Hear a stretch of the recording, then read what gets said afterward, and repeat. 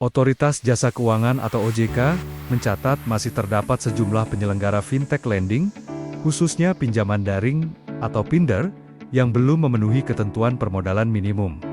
Hingga September tahun 2025, terdapat 8 Pinder yang belum mencapai ekuitas minimum 12,5 miliar rupiah. Kepala Eksekutif Pengawas Lembaga Pembiayaan, Perusahaan Modal Ventura, LK dan LJK OJK Agusman, akan terus melakukan pembinaan terhadap penyelenggara yang belum memenuhi ketentuan tersebut.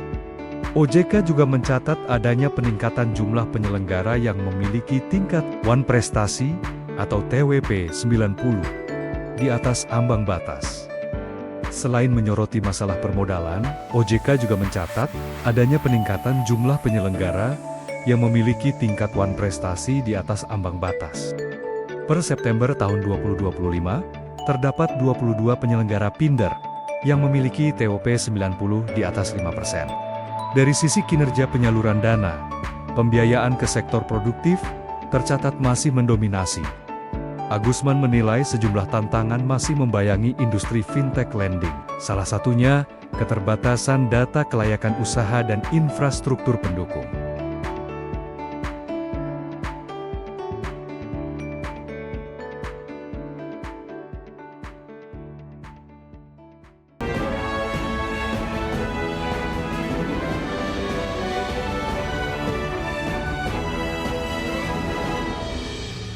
Ke informasi berikutnya pemirsa, Otoritas Jasa Keuangan mencatat total aset industri asuransi hingga September 2025 mencapai 1.181,21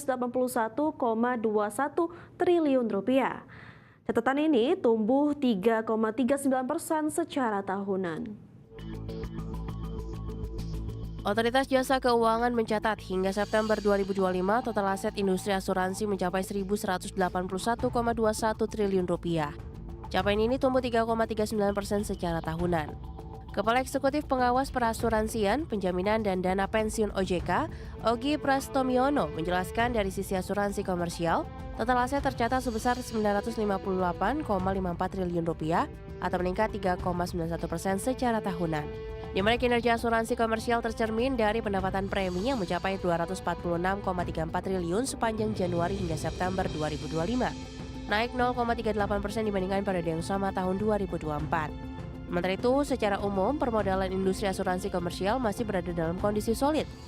Tercatat risk based capital atau RBC, industri asuransi jiwa tercatat sebesar 481,94%, sedangkan RBC asuransi umum dan reasuransi mencapai 326,38%. Di sisi lain, OJK juga mencatat total aset asuransi non-komersial yang mencakup BPJS Kesehatan, BPJS Ketenagakerjaan, serta program jaminan bagi ASN, TNI, dan Polri mencapai 222,67 triliun rupiah atau tumbuh 1,21% secara tahunan.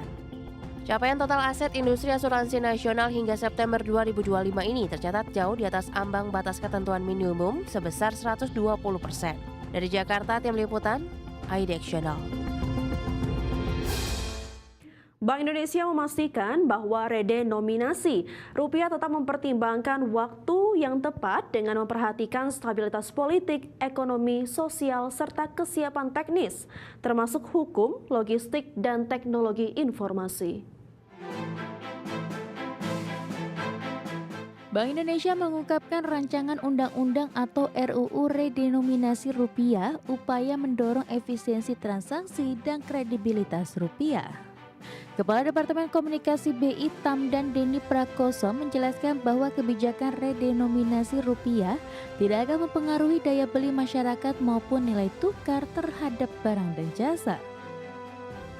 Ramdan Denny menjelaskan bahwa redenominasi hanyalah penyederhanaan jumlah digit pada pecahan rupiah tanpa mengubah nilai realnya. BI pun yakin kebijakan ini akan membawa sejumlah manfaat strategis, diantaranya meningkatkan efisiensi transaksi, memperkuat kredibilitas rupiah, serta mendukung modernisasi sistem pembayaran nasional.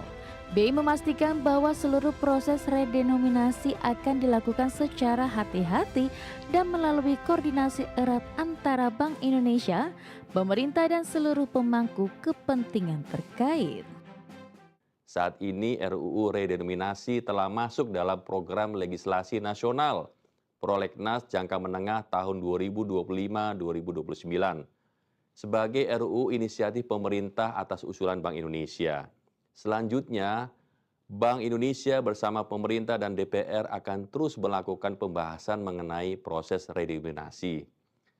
Implementasi redenominasi tetap mempertimbangkan waktu yang tepat dengan memperhatikan stabilitas politik, stabilitas ekonomi, sosial, serta kesiapan teknis termasuk hukum, logistik, dan teknologi informasi. Ramdan menjelaskan bahwa RUU redenominasi telah dimasukkan dalam program legislasi nasional jangka menengah 2025 hingga 2029 sebagai RUU inisiatif pemerintah atas usulan BI. Waktu implementasi redenominasi pun akan mempertimbangkan waktu yang tepat seperti memperhatikan stabilitas ekonomi, sosial, dan politik nasional. Dari Jakarta, Raharjo Patmo, IDX Channel. Kembali di Prime Market Highlight pemirsa, Menteri Energi dan Sumber Daya Mineral Bahlil Lahadalia melantik Wahyudi Anas sebagai Kepala BPH Migas periode 2025 hingga 2029, menggantikan Erika Retnowati. Penetapan Wahyudi dibarengi dengan penetapan susunan anggota Komite BPH Migas periode 2025 hingga 2029. Di mana penetapan Wahyudi sebagai Kepala BPH Migas yang baru juga telah disepakati DPR RI. Sebelum menjabat sebagai Kepala BPH Migas 2025 hingga 2029, Wahyudi Anas menjabat sebagai anggota Komite BPH Migas periode 2021 hingga 2025. Wahyudi Anas telah meniti karir di PT Perusahaan Gas Negara Tbk atau PGN selama 35 tahun. Usai melakukan pelantikan secara tertutup, Bahlil berharap Komite BPH Migas yang baru dilantik mampu bekerja sama dengan baik, khususnya dalam mengatur serta mengawasi penyediaan serta distribusi bahan bakar minyak nasional. Ya, hari ini kan kita melakukan pelantikan BPH Migas, karena BPH Migas sudah satu periode selesai dan SK masa berlakunya perpanjangan hari ini berakhir. Jadi sekarang kita lantik, ya tujuan kita adalah bagaimana kita bisa membangun tim yang baik, terutama dalam pengelolaan, karena yang mengendalikan subsidi BBM itu kan adalah di BPH Migas, termasuk dalamnya adalah pipa ya. Dan mereka bagian daripada keluarga besar dan mempunyai hubungan kerja dengan SDM. Jadi saya berharap harapan kita ke depan.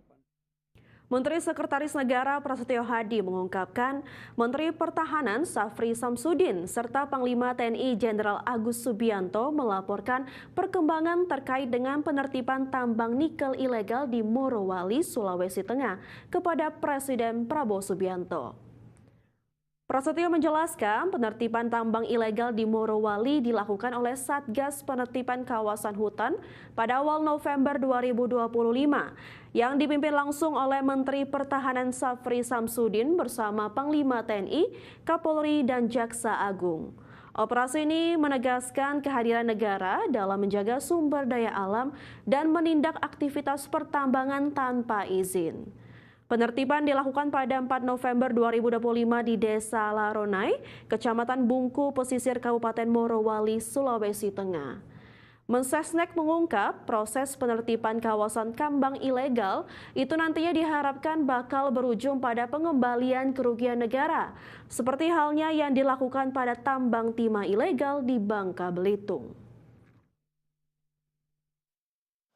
Pertama berkoordinasi dengan Menteri Pertahanan, Panglima TNI dan Wakil Panglima TNI karena beliau ingin mendapatkan update berkenaan dengan masalah pertahanan dan terutama laporan kembalinya beliau semua dari Morowali. Ini seperti di Bangka Belitung, jadi Satgas Penertiban Kawasan Hutan yang sekarang juga sudah mulai untuk menertibkan tambang-tambang kita, sumber daya alam yang kita miliki. Nah, kemarin menengok atau meninjau kondisi di Morowali dan hari ini tadi